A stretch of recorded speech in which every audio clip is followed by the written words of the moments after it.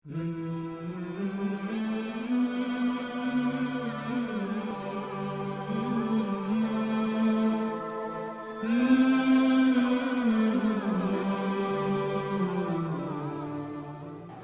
بالله من الشيطان الرجيم.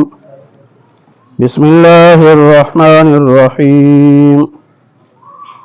إنا أنزلنا التوراة فيها هدى ونور يحكم بها النبيون الذين أسلموا للذين هادوا والربانيون والأحبار بما استحفظوا من كتاب الله وكانوا عليه شهداء فلا تخشوا الناس واخشوني ولا تشتروا بآياتي ثمنا قليلا ومن لم يحكم بما أنزل الله فأولئك هم الكافرون. صدق الله العظيم. اللهم صل على محمد وعلى آل محمد كما صليت على إبراهيم وعلى آل إبراهيم إنك حميد مجيد. اللهم بارك على محمد وعلى آل محمد كما باركت على إبراهيم وعلى آل إبراهيم إنك حميد مجيد. چھٹے پارے کا 11واں رکوع سورہ مائدہ کی آیت نمبر 44 سے درس کا آغاز ہو رہا ہے۔ پچھلے رکوع میں یہودیوں کا غلط قانون جو ظلم پر مبنی تھا اس کا ذکر ہوا کہ دو گروہ آپس میں لڑے اور کہنے لگے کہ پھر محمد صلی اللہ علیہ وسلم سے فیصلہ کروا لیتے ہیں۔ اس میں بھی پھر وہ کہنے لگے کہ پہلے کچھ لوگوں کو بھیج کر معلوم کر لو، اگر فیصلہ ہمارے حق میں آتا ہوا نظر آیا تو ہم مقدمہ لے کے جائیں گے، اگر ہمارے حق میں فیصلہ نظر نہ آیا تو ہم مقدمہ ہی لے کے نہیں جائیں گے۔ اس پر اللہ تعالیٰ نے فرمایا کہ یہ کچھ جاسوس ہیں جو جھوٹ بولتے ہیں، حرام کھاتے ہیں، اگر یہ آپ کے پاس آئیں فیصلہ کروانے کے لیے تو آپ کی مرضی ہے، فیصلہ کریں، مرضی ہے نہ کریں، آپ کو اختیار ہے، اور اگر آپ ان کا مقدمہ نہیں سنیں گے تو یہ آپ کو کچھ نہیں بگاڑ سکتے، لیکن اگر آپ مقدمہ سنیں تو پھر ہمارا حکم یہ ہے کہ انصاف کے ساتھ آپ نے فیصلہ کرنا ہے۔ اب اللہ تعالیٰ خلاصہ ایک بیان فرما رہے ہیں، یہودیوں کا بھی، عیسائیوں کا بھی، اور پھر مسلمانوں کے لیے بھی۔ اللہ فرماتے ہیں کہ انا انزلنا التوراۃ، تورات ہم نے نازل کی، اس میں ہدایت بھی ہے اور روشنی بھی۔ اس زمانے میں جو اصل کتاب تھی تورات، اس میں نورانیت تھی، روشنی تھی اور ہدایت کا راستہ تھا۔ اس کے بعد جو نبی آتے رہے وہ نبی اسی کتاب سے فیصلہ کرتے تھے اور یہ نبی اللہ کے فرما بردار تھے۔ یہودیوں کو جو مسئلہ پوچھنا ہوتا وہ تورات کی روشنی میں ان کو مسئلہ بتاتے اور فیصلہ بھی کرتے۔ ان یہودیوں کے جو پیر تھے، درویش لوگ، اور جو علماء تھے وہ بھی ایسے ہی فیصلہ کرتے تھے، کیونکہ ان کے ذمے اللہ نے کتاب کی حفاظت لگائی تھی کہ کتاب کو حفاظت بھی تم نے کرنی ہے، اور وہ اس بات پر گواہ بھی تھے۔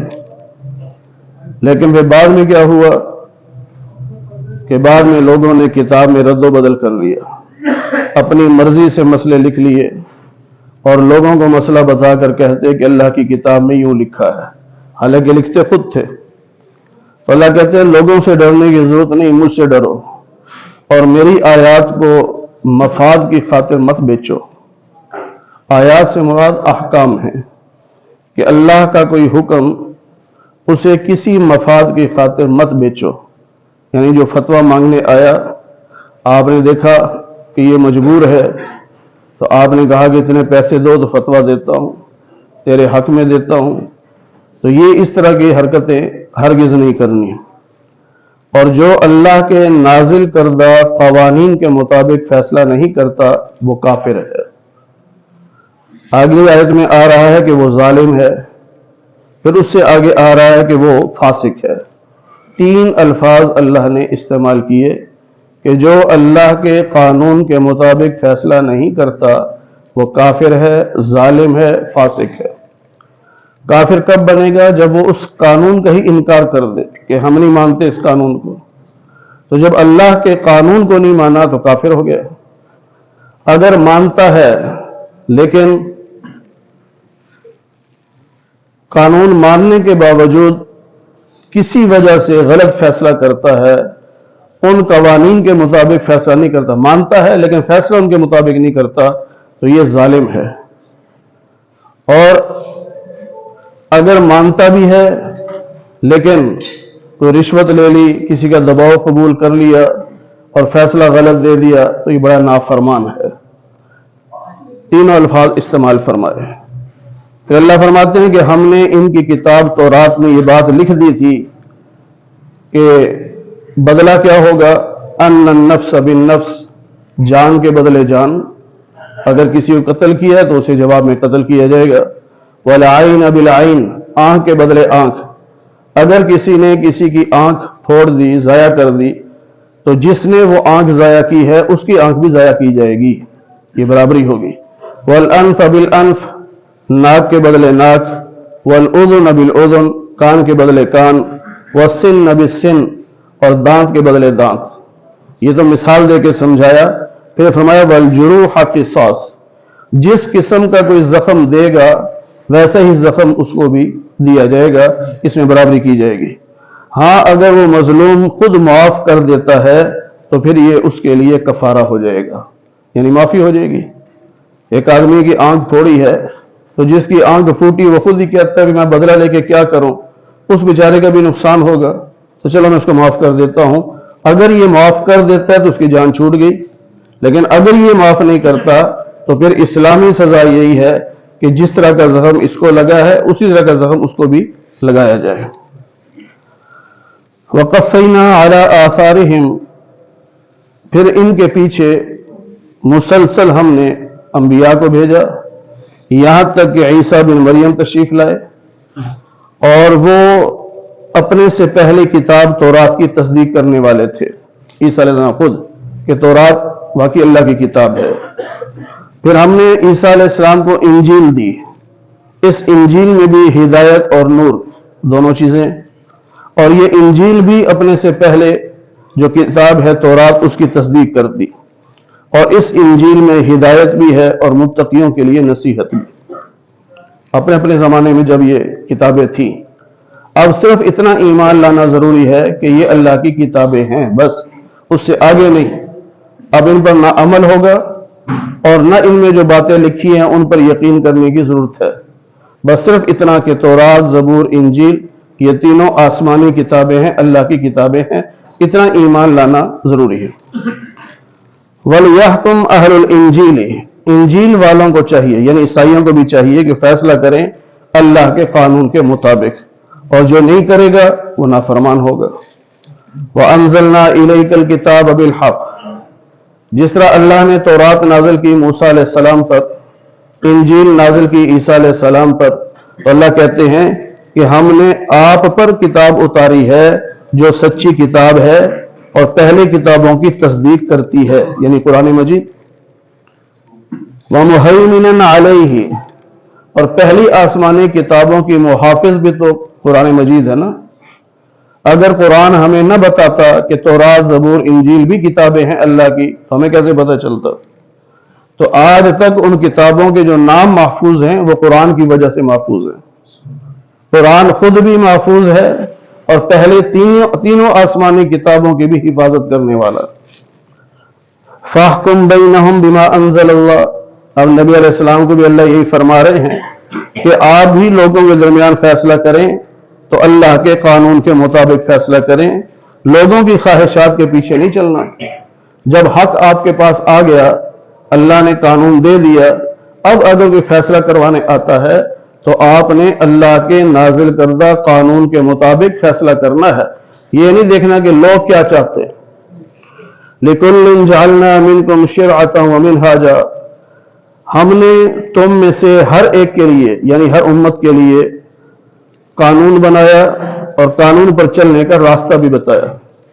اگر اللہ چاہتا تو تم سب کو ایک امت بنا دیتا، اللہ کر سکتا تھا، لیکن اللہ نے تمہارا امتحان لینا تھا اس بات میں جو تمہیں دی گئی.